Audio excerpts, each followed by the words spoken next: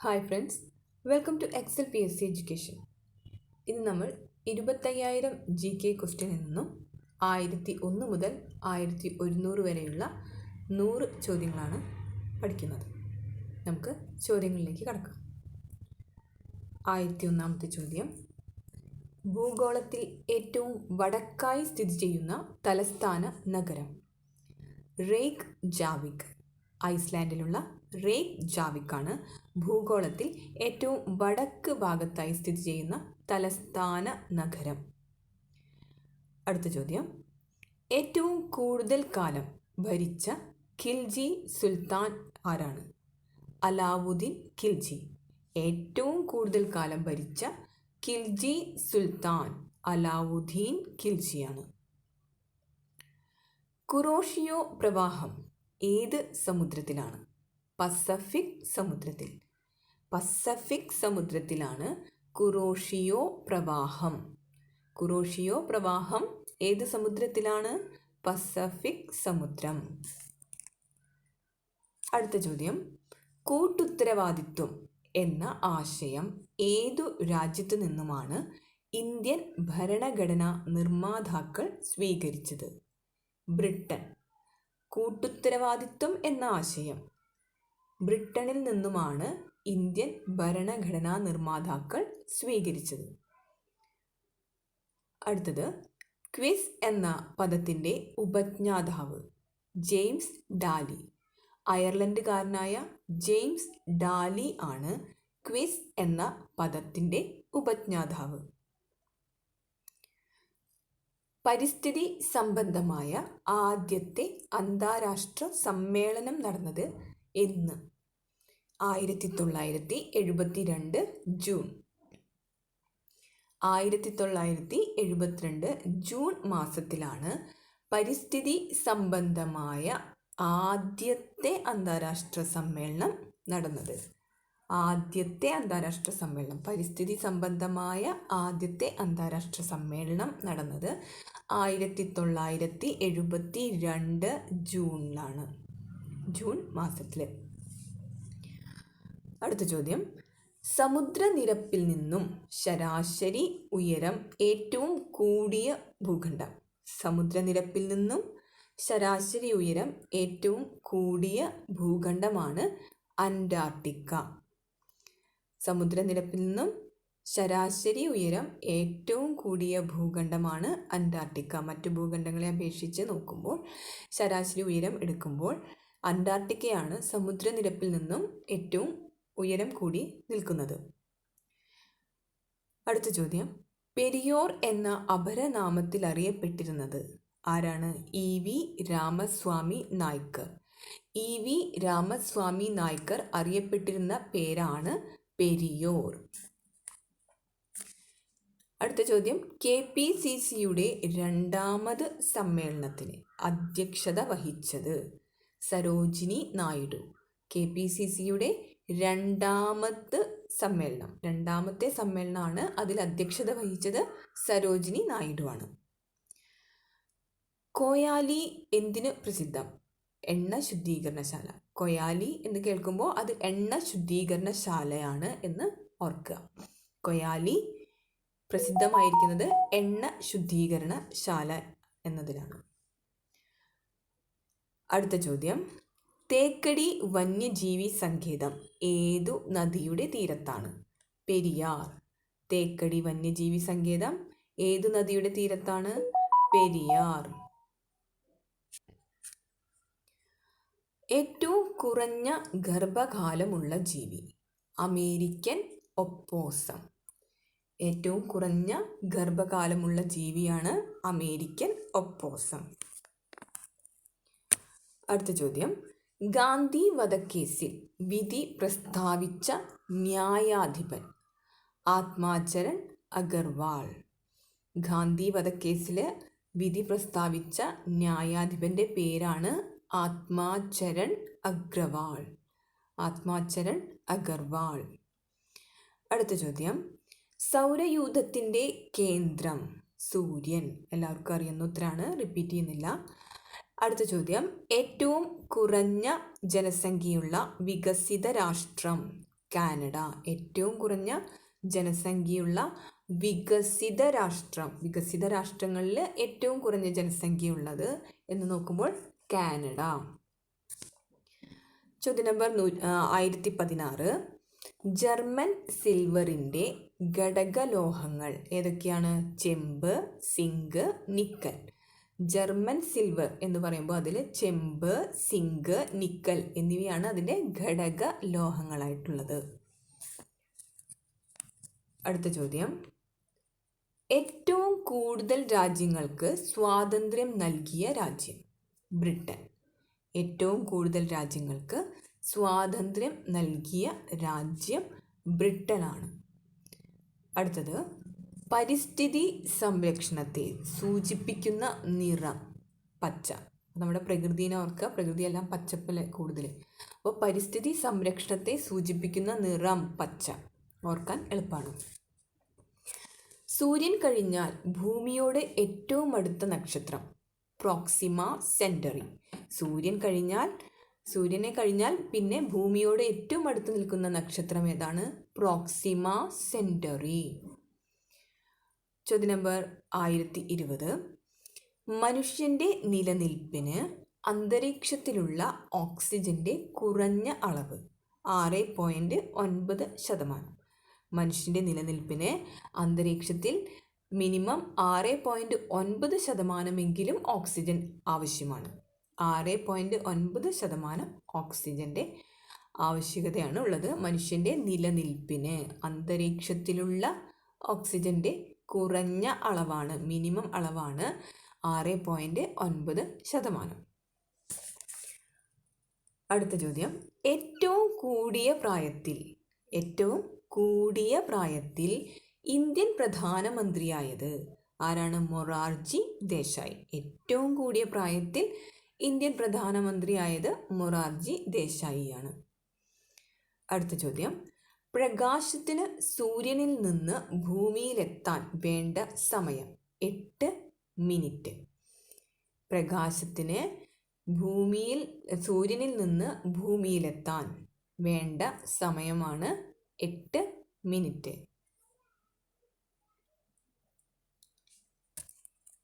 അടുത്ത ചോദ്യം.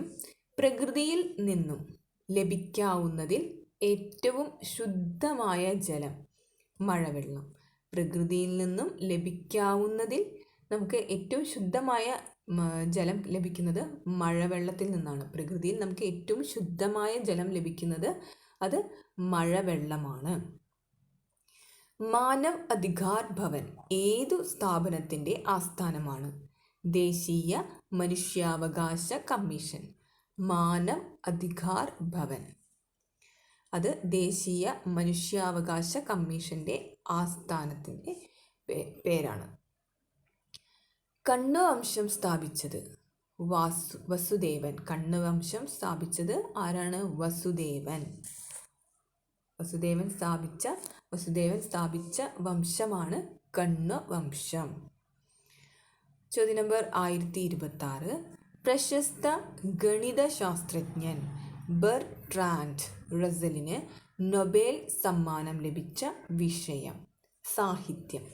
സാഹിത്യ വിഷയത്തിലാണ് ഗണിതശാസ്ത്രജ്ഞനായ ബെർട്രാൻഡ് റസ്സലിന് നൊബേൽ സമ്മാനം ലഭിച്ചത്. അല്ലാതെ ഗണിതത്തിലല്ല, അദ്ദേഹത്തിന് ലഭിച്ചത് സാഹിത്യത്തിലാണ്. അദ്ദേഹം പ്രശസ്തനായ ഗണിതശാസ്ത്രജ്ഞനാണ് ബെർട്രാൻഡ് റസ്സൽ. എന്നാൽ അദ്ദേഹത്തിന് നൊബേൽ സമ്മാനം ലഭിച്ചത് സാഹിത്യം എന്ന വിഷയത്തിലാണ്. അടുത്ത ചോദ്യം. സമാധാനത്തിനുള്ള നൊബേൽ സമ്മാനം നേടിയ പ്രഥമ വനിത? Bertha von Suttner. 1905 സമാധാനത്തിനുള്ള നൊബേൽ സമ്മാനം നേടിയ പ്രഥമ വനിതയാണ് ബെർത്ത വോൺ സഡ്നർ.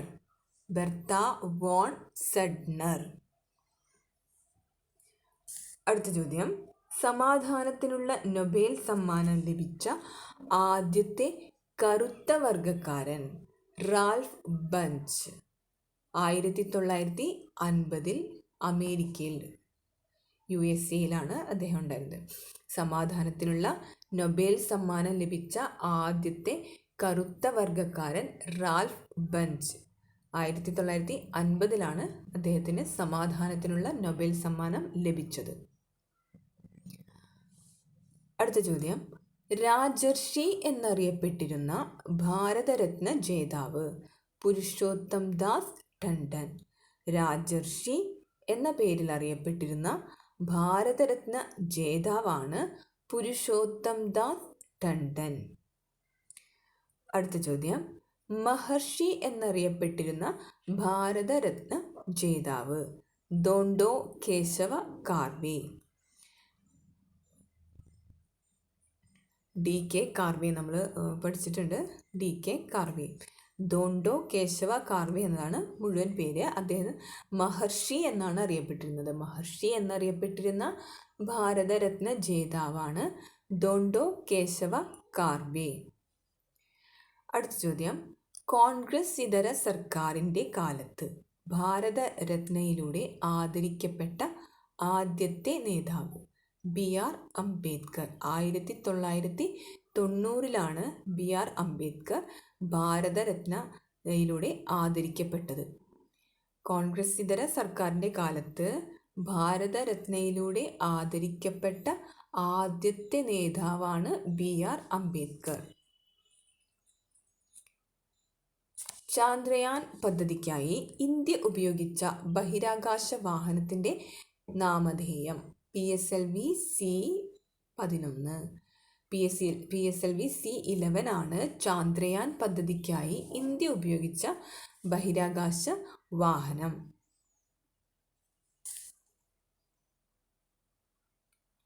അടുത്ത ചോദ്യം, സ്ഥാനമാനങ്ങളുടെയും മറ്റും അടിസ്ഥാനത്തിൽ വ്യക്തികളെ തരംതിരിക്കാതെ എല്ലാവർക്കും നിയമത്തിൻ്റെ മുന്നിൽ തുല്യ പരിഗണന നൽകുക എന്നതാണ് സമത്വം. സ്ഥാനമാനങ്ങളുടെയും മറ്റും അടിസ്ഥാനത്തിൽ വ്യക്തികളെ തരംതിരിക്കാതെ എല്ലാവർക്കും നിയമത്തിൻ്റെ മുന്നിൽ തുല്യ പരിഗണന നൽകുക എന്നതാണ് സമത്വം. ജയന്റ് റിഡ്ലി എന്ന ഇനം ആമയുടെ മുട്ടകൾ സംരക്ഷിക്കുന്നതിന് വേണ്ടി കൊളാവി പാലത്ത് രൂപവൽക്കരിക്കപ്പെട്ട സംഘടന തീരം. ജയന്റ് റിഡ്ലി എന്ന ഇനം ആമയുടെ മുട്ടകൾ സംരക്ഷിക്കുന്നതിന് വേണ്ടി കൊളാവി പാലത്ത് രൂപവൽക്കരിക്കപ്പെട്ട സംഘടനയാണ് തീരം എന്നറിയപ്പെടുന്നത്. അടുത്ത ചോദ്യം, ജീവകം K ഏറ്റവും കൂടുതൽ അടങ്ങിയിട്ടുള്ള ഭക്ഷ്യവസ്തു പച്ചിലക്കറികൾ. ജീവകം K ഏറ്റവും കൂടുതലായിട്ട് അടങ്ങിയിരിക്കുന്നത് പച്ചിലക്കറികളിലാണ്. അടുത്ത ചോദ്യം, പെരിങ്ങൽകുത്ത് ജലവൈദ്യുത പദ്ധതി ഏത് നദിക്ക് കുറുകെയാണ്? ചാലക്കുടി പുഴ. ചാലക്കുടി പുഴയ്ക്ക് കുറുകെയാണ് പെരിങ്ങൽകുത്ത് ജലവൈദ്യുത പദ്ധതി നിർമ്മിച്ചിരിക്കുന്നത്. പെരിങ്ങൽകുത്ത് ജലവൈദ്യുത പദ്ധതി ഏത് നദിക്ക് കുറുകെയാണ്? ചാലക്കുടി പുഴ. അടുത്ത ചോദ്യം, ഏത് യുദ്ധത്തിലാണ് ജോവാൻ ഓഫ് ആർക്ക് ഫ്രാൻസിനു വേണ്ടി ധീരമായി പോരാടിയത്? ശതവർഷ യുദ്ധം. ശതവർഷ യുദ്ധത്തിലാണ് ജോവാൻ ഓഫ് ആർക്ക് ഫ്രാൻസിനു വേണ്ടി പോരാടിയത്. ജോവാൻ ഓഫ് ആർക്ക് ഏത് നാടിന്? ഫ്രാൻസിന് വേണ്ടിയിട്ടാണ് പോരാടിയത്. അത് ശതവർഷ യുദ്ധത്തിലാണ്. ആൽപ്സ് പർവ്വതത്തിൻ്റെ വടക്കേ ചെരുവിലൂടെ വീശുന്ന ഉഷ്ണക്കാറ്റാണ് ഫോൻ. ആൽപ്സ് പർവ്വതത്തിൻ്റെ വടക്കേ ചെരുവിലൂടെ വീശുന്ന ഉഷ്ണക്കാറ്റാണ് ഫോൻ എന്നറിയപ്പെടുന്നത്. അടുത്തത്, ഇന്ത്യയിലെ ഏറ്റവും വലിയ മൃഗശാല സുവോളജിക്കൽ ഗാർഡൻസ് കൊൽക്കത്ത. ഇന്ത്യയിലെ ഏറ്റവും വലിയ മൃഗശാലയാണ് സുവോളജിക്കൽ ഗാർഡൻസ് കൊൽക്കത്ത. കൊൽക്കത്തയിലുള്ള സുവോളജിക്കൽ ഗാർഡൻസ് ആണ് ഇന്ത്യയിലെ ഏറ്റവും വലിയ മൃഗശാലയായിട്ടുള്ളത്. ആൽപ്സ് മലനിരകൾ ഏത് വൻകരയിലാണ്? യൂറോപ്പ്. ആൽപ്സ് മലനിരകൾ ഏത് വൻകരയിലാണ്? യൂറോപ്പ് വൻകരയിലാണ് ആൽപ്സ് മലനിരകൾ ഉള്ളത്. ആൽപ്സ് മലനിരകൾ യൂറോപ്പ് വൻകരയിലാണ് ഉള്ളത്. അടുത്ത ചോദ്യം, ഇന്ത്യയിൽ ആദ്യമായി സ്പീക്കർ പദവിയിലെത്തിയ അനുദ്യോഗസ്ഥൻ നോൺ ഒഫീഷ്യൽ ആയിട്ടുള്ള ആൾ. വിത്തൽ ഭായ് പട്ടേൽ.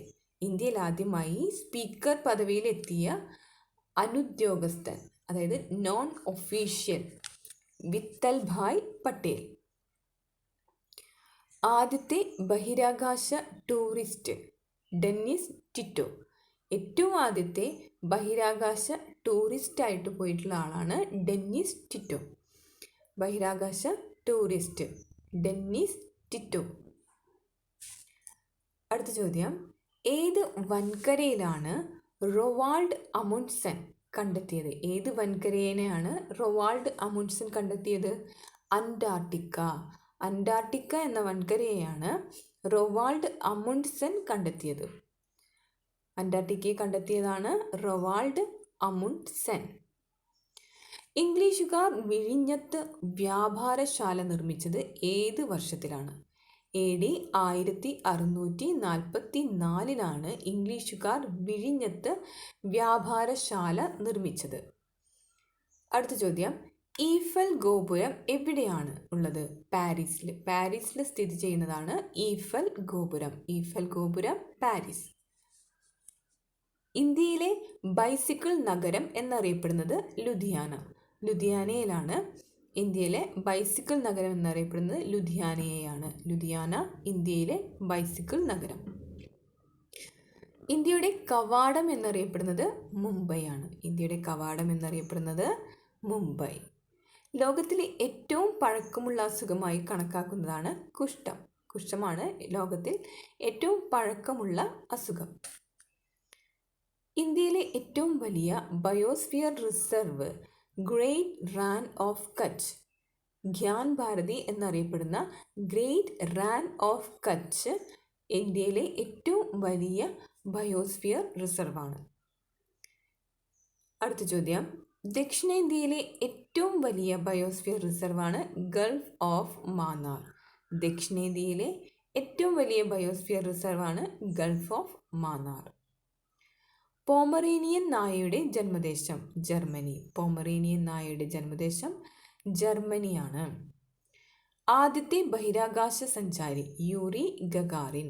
ആദ്യത്തെ ബഹിരാകാശ സഞ്ചാരിയാണ് യൂറി ഗഗാറിൻ.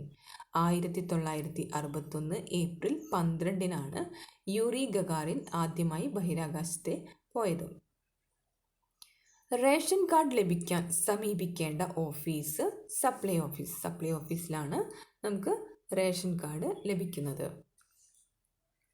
ലോക നാളികേര ദിനം സെപ്റ്റംബർ 2. സെപ്റ്റംബർ 2 നമ്മൾ ലോക നാളികേര ദിനമായി ആചരിക്കുന്നു. വേണാട്ടിലെ യുവരാജാവ് അറിയപ്പെട്ടിരുന്ന പേരാണ് തൃപ്പാപ്പൂർ മൂപ്പൻ. തൃപ്പാപ്പൂർ മൂപ്പൻ എന്നാണ് വേണാട്ടിലെ യുവരാജാവ് അറിയപ്പെട്ടിരുന്നത്. നവീകരണ പ്രസ്ഥാനം സ്വിറ്റ്സർലൻഡിൽ അറിയപ്പെട്ട പേര് കാൽവിനിസം. നവീകരണ പ്രസ്ഥാനം സ്വിറ്റ്സർലൻഡിൽ കാൽവിനിസം എന്ന പേരിലാണ് അറിയപ്പെട്ടത്. നവീകരണ പ്രസ്ഥാനം സ്വിറ്റ്സർലൻഡിൽ അറിയപ്പെട്ട പേരാണ് കാൽവിനിസം. പാണ്ടിപ്പറയൻ എന്ന പേരുമായി ബന്ധപ്പെട്ട സാമൂഹിക പരിഷ്കർത്താവ് തൈക്കാട് അയ്യ. തൈക്കാട് അയ്യ അറിയപ്പെട്ട പേരാണ് പാണ്ടിപ്പറയൻ. പാണ്ടിപ്പറയൻ എന്ന പേരുമായി ബന്ധപ്പെട്ട സാമൂഹിക പരിഷ്കർത്താവാണ് തൈക്കാട് അയ്യ. ബിബേക് ദെബ്രോയ് കമ്മിറ്റി എന്തുമായി ബന്ധപ്പെട്ടിരിക്കുന്നു? Indian railway. ഇപ്പോൾ ഓരോ കമ്മിറ്റികൾ പഠിക്കണം, അത് ഏതുമായി ബന്ധപ്പെട്ടതാണെന്ന് നമ്മൾ അറിഞ്ഞിരിക്കണം. അതിൽ ബിബേക് ദെബ്രോയ് കമ്മിറ്റി എന്തുമായി ബന്ധപ്പെട്ടിരിക്കുന്നു എന്ന് ചോദിച്ചാൽ അത് ഇന്ത്യൻ റെയിൽവേയുമായി ബന്ധപ്പെട്ടതാണ്. ബിബേക് ദെബ്രോയ് കമ്മിറ്റി. അടുത്ത ചോദ്യം, ക്രിസ്തുമസ് ട്രീയുടെ ഉത്ഭവം എവിടെയാണ്?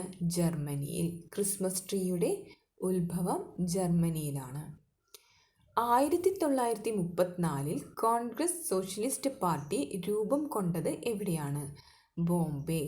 1934 കോൺഗ്രസ് സോഷ്യലിസ്റ്റ് പാർട്ടി രൂപം കൊണ്ടത് മുംബൈയിലാണ്, ബോംബെയിലാണ്. ആധുനിക സോഷ്യോളജിയുടെ പിതാവ് മാർക്സ് വെബർ. ആധുനിക സോഷ്യോളജിയുടെ പിതാവാണ് മാക്സ് വെബർ. അടുത്ത ചോദ്യം, ആംഗ്ലിക്കാനിസത്തിനു നേതൃത്വം നൽകിയ ഇംഗ്ലണ്ടിലെ രാജാവ് ഹെൻറി എട്ടാമൻ. ഹെൻറി എട്ടാമൻ നേതൃത്വം നൽകിയിട്ടാണ് ആംഗ്ലിക്കാനിസത്തിന് നേതൃത്വം നൽകിയത് ഇംഗ്ലണ്ടിലെ രാജാവാണ് ഹെൻറി എട്ടാമൻ രാജാവാണ് ആംഗ്ലിക്കാനിസത്തിന് നേതൃത്വം നൽകിയ ഇംഗ്ലണ്ടിലെ രാജാവ്. ഇംഗ്ലണ്ടിൽ ബിൽ ഓഫ് റൈറ്റ്സ് പാസാക്കിയ വർഷം 1689. ഇംഗ്ലണ്ടിൽ ബിൽ ഓഫ് റൈറ്റ്സ് പാസാക്കിയ വർഷമാണ് 1689. 1689. അടുത്ത ചോദ്യം, ഒന്നാം ലോക മഹായുദ്ധം ആരംഭിക്കുമ്പോൾ ബ്രിട്ടീഷ് പ്രധാനമന്ത്രി ഹെർബർട്ട് ഹെൻറി ആസ്ക്വിത്ത്. ഒന്നാം ലോക മഹായുദ്ധം ആരംഭിക്കുമ്പോൾ ബ്രിട്ടീഷ് പ്രധാനമന്ത്രിയായിരുന്നത് ഹെർബർട്ട് ഹെൻറി ആസ്ക്വിത്ത്. അടുത്ത ചോദ്യം, ഓസ്കാർ ശില്പം രൂപകൽപ്പന ചെയ്തത് സെഡ്രിക് ഗിബൺസ്. ഓസ്കാർ ശില്പം രൂപകൽപ്പന ചെയ്ത വ്യക്തിയാണ് സെഡ്രിക് ഗിബൺസ്. ശാരീരിക മാനസിക വെല്ലുവിളികൾ നേരിടുന്ന കുട്ടികൾക്കായി കുടുംബശ്രീയുടെ ആഭിമുഖ്യത്തിലുള്ള സ്പെഷ്യൽ സ്കൂൾ ബഡ്സ് സ്കൂൾ എന്നാണ് അറിയപ്പെടുന്നത്. ശാരീരിക മാനസിക വെല്ലുവിളികൾ നേരിടുന്ന കുട്ടികൾക്കായി കുടുംബശ്രീയുടെ ആഭിമുഖ്യത്തിൽ ഉണ്ടാക്കുന്ന സ്പെഷ്യൽ സ്കൂളാണ് ബഡ്സ് സ്കൂൾ. കുടുംബശ്രീയുടെ ആഭിമുഖ്യത്തിലുള്ള സ്പെഷ്യൽ സ്കൂൾ ആർക്ക് വേണ്ടിയാണ്? ശാരീരിക മാനസിക വെല്ലുവിളികൾ നേരിടുന്ന കുട്ടികൾക്കായിട്ട്. ആ സ്കൂളിനെ പറയുന്ന പേരാണ് ബഡ്സ് സ്കൂൾ. അടുത്ത ചോദ്യം, കുടുംബശ്രീയുടെ 3 തൂണുകൾ. സൂക്ഷ്മ വായ്പ, സംരംഭകത്വം, ശാക്തീകരണം. കുടുംബശ്രീക്ക് 3 തൂണുകളാണുള്ളത്. സൂക്ഷ്മ വായ്പ, സംരംഭകത്വം, ശാക്തീകരണം. ഇതാണ് കുടുംബശ്രീയുടെ 3 തൂണുകൾ എന്നറിയപ്പെടുന്ന കാര്യങ്ങൾ. അടുത്തത്, സർവ്വരാജ്യ സഖ്യത്തിൻ്റെ ആദ്യത്തെ secretary general sir James Eric Drummond ആണ് സർവ്വരാജ്യ സഖ്യത്തിൻ്റെ ആദ്യകാല സെക്രട്ടറി ജനറൽ. സർവ്വരാജ്യ സഖ്യത്തിൻ്റെ ആദ്യത്തെ സെക്രട്ടറി ജനറലാണ് സർ ജെയിംസ് എറിക് ഡ്രമണ്ട്. അടുത്ത ചോദ്യം, സയൻറ്റിഫിക് മാനേജ്മെൻറ്റിൻ്റെ പിതാവ് ഫ്രെഡറിക് ടെയ്ലർ. സയൻറ്റിഫിക് മാനേജ്മെൻറ്റിൻ്റെ പിതാവ് എന്നറിയപ്പെടുന്നത് ഫ്രെഡറിക് ടെയ്ലറാണ്. അടുത്ത ചോദ്യം, ഗാന്ധിജി ഹരിജൻ ആശ്രമം എവിടെയാണ് സ്ഥാപിച്ചത്? സബർമതിയിലാണ് ഗാന്ധിജി ഹരിജൻ ആശ്രമം സ്ഥാപിച്ചത്. അപ്പോൾ ഗാന്ധിജി സ്ഥാപിച്ച ഹരിജൻ ആശ്രമം സബർമതിയിലാണ്. അടുത്ത ചോദ്യം, ഐക്യരാഷ്ട്രസഭയുടെ മുൻഗാമിയായിരുന്ന ലീഗ് ഓഫ് നേഷൻസിൻ്റെ ആസ്ഥാനം ജനീവ. ഐക്യരാഷ്ട്രസഭയുടെ മുൻഗാമിയായിരുന്ന ലീഗ് ഓഫ് നേഷൻസിൻ്റെ ആസ്ഥാനമാണ് ജനീവ. സർവ്വരാജ്യ സഖ്യം അതാണ് ലീഗ് ഓഫ് നേഷൻസ്. സർവ്വരാജ്യ സഖ്യത്തിൻ്റെ ആസ്ഥാനം ജനീവയായിരുന്നു. അതാണ് ഐക്യരാഷ്ട്രസഭയുടെ മുൻഗാമി. അടുത്ത ചോദ്യം, 1072. ഹൈദരാബാദിലെ നാഷണൽ പോലീസ് അക്കാദമി ഏത് നേതാവിൻ്റെ പേരിലാണ് അറിയപ്പെടുന്നത്? സർദാർ വല്ലഭായ് പട്ടേൽ. ഹൈദരാബാദിൽ national police academy Sardar Vallabhbhai Patel police academy എന്നാണ് അറിയപ്പെടുന്നത്. അടുത്തത്, പോർച്ചുഗീസുകാർ ചാലിയം കോട്ട നിർമ്മിച്ചത് ഏത് വർഷത്തിലാണ്? AD 1531 പോർച്ചുഗീസുകാർ ചാലിയം കോട്ട നിർമ്മിച്ചത്. 1531 പോർച്ചുഗീസുകാർ ചാലിയം കോട്ട നിർമ്മിച്ചു. അപ്പോൾ ചാലിയം കോട്ട നിർമ്മിച്ചത് ആരാണ്? പോർച്ചുഗീസുകാർ. അവർ നിർമ്മിച്ച വർഷം 1531. AD 1531. അടുത്ത ചോദ്യം, ബോക്സർ ലഹള നടന്ന രാജ്യം ചൈന. ചൈനയിലാണ് ബോക്സർ ലഹള നടന്നത്. 1899 മുതൽ 1901 വരെ ബോക്സർ ലഹള കണ്ടിന്യൂ ചെയ്തിരുന്നു. അത് ചൈനയിലാണ് നടന്നത്. ലോക അഭയാർത്ഥി ദിനം ജൂൺ 20. ലോക അഭയാർത്ഥി ദിനമായി ആചരിക്കുന്നത് ജൂൺ 20 അടുത്തത് ദരിദ്രരും നിരാലംബരുമായവരെ സഹായിക്കുന്നതിന് കുടുംബശ്രീ ആവിഷ്കരിച്ച പദ്ധതി ആശ്രയ. ദരിദ്രരും നിരാലംബരുമായവരെ സഹായിക്കുന്നതിന് വേണ്ടി കുടുംബശ്രീ ആവിഷ്കരിച്ച പദ്ധതിയാണ് ആശ്രയ. ദരിദ്രരും നിരാലംബരുമായവരെ സഹായിക്കാൻ ആശ്രയ. അടുത്ത ചോദ്യം, റോമൻ നിയമങ്ങളെ ക്രോഡീകരിച്ച ചക്രവർത്തി ജസ്റ്റീനിയൻ. റോമൻ നിയമങ്ങളെ ക്രോഡീകരിച്ച ചക്രവർത്തിയാണ് ജസ്റ്റീനിയൻ. അടുത്ത ചോദ്യം, മനുഷ്യാവകാശങ്ങൾ സംരക്ഷിക്കുന്നത് ഭരണകൂടത്തിൻ്റെ ബാധ്യതയാക്കിക്കൊണ്ടുള്ള ആദ്യത്തെ രേഖയാണ് മാഗ്ന കാർട്ട. മനുഷ്യാവകാശങ്ങൾ സംരക്ഷിക്കുക എന്നത് ഭരണകൂടത്തിൻ്റെ ബാധ്യതയാണ് എന്ന് പറയുന്ന ആദ്യ രേഖയാണ് മാഗ്ന കാർട്ട. അടുത്ത ചോദ്യം, മനുഷ്യാവകാശം സംബന്ധിച്ച ആദ്യത്തെ ആഗോള രേഖ ഐക്യരാഷ്ട്രസഭ ചാർട്ടർ. മനുഷ്യാവകാശം സംബന്ധിച്ച ആദ്യത്തെ ആഗോള രേഖയാണ് ഐക്യരാഷ്ട്രസഭ ചാർട്ടർ. മറ്റേ മനുഷ്യാവകാശങ്ങൾ സംരക്ഷിക്കുന്നതിന് ഭരണകൂടത്തിൻ്റെ ബാധ്യതയാക്കിക്കൊണ്ടുള്ള ആദ്യ രേഖ, ഭരണകൂടമാണ് അതിന് ഉത്തരവാദി എന്ന് പറയുന്നതാണ് മാഗ്ന കാർട്ട. അടുത്ത ചോദ്യം, 1080 ഇംപീച്ച്മെന്റ് ഭീഷണി നേരിട്ട ആദ്യ US പ്രസിഡന്റ് ജോൺ ടോയ്ലർ. ജോൺ ടോയ്ലർ ആണ് ഇംപീച്ച്മെന്റ് ഭീഷണി നേരിട്ട ആദ്യ US പ്രസിഡന്റ്. ഇംപീച്ച്മെന്റ് ഭീഷണി നേരിട്ട ആദ്യ US പ്രസിഡന്റാണ് ജോൺ ടോയ്ലർ. അടുത്ത ചോദ്യം, ഇംപീച്ച്മെന്റിനെ അഭിമുഖീകരിച്ച ആദ്യ US president Andrew Johnson. Impeachment നടപടികളെ അഭിമുഖീകരിച്ച ആദ്യ US പ്രസിഡന്റ് ആൻഡ്രൂ ജോൺസൺ ആണ്. അടുത്ത ചോദ്യം, ഇംപീച്ച്മെന്റ് നേരിടുന്നതിന് തൊട്ടടുത്ത് വരെ എത്തിയെങ്കിലും നടപടി തുടങ്ങുന്നതിന് മുൻപ് രാജിവെച്ച അമേരിക്കൻ പ്രസിഡന്റാണ് റിച്ചാർഡ് നിക്സൺ. ഇംപീച്ച്മെന്റ് നടപടികൾ നേരിടുന്നതിന് തൊട്ടടുത്ത് വരെ എത്തിയെങ്കിലും ആ ഇംപീച്ച്മെന്റ് നടപടികൾ തുടങ്ങുന്നതിന് തൊട്ട് മുൻപ് രാജിവെച്ച അമേരിക്കൻ പ്രസിഡന്റാണ് റിച്ചാർഡ് നിക്സൺ. അടുത്ത ചോദ്യം, യൂറോപ്യൻ യൂണിയന്റെ പാർലമെന്റ് ഏത് നഗരത്തിലാണുള്ളത്? സ്ട്രാസ്ബർഗ്, അതായത് ഫ്രാൻസിലെ സ്ട്രാസ്ബർഗിലാണ് യൂറോപ്യൻ യൂണിയന്റെ പാർലമെന്റ് സ്ഥിതി ചെയ്യുന്നത്. ഫ്രാൻസിലെ സ്ട്രാസ്ബർഗിൽ. അടുത്ത ചോദ്യം, ഹൈദരാബാദിലെ ഭാരത് ഡൈനാമിക്സ് ലിമിറ്റഡിൽ എന്താണ് നിർമ്മിക്കുന്നത്? ഗൈഡഡ് മിസൈലുകൾ.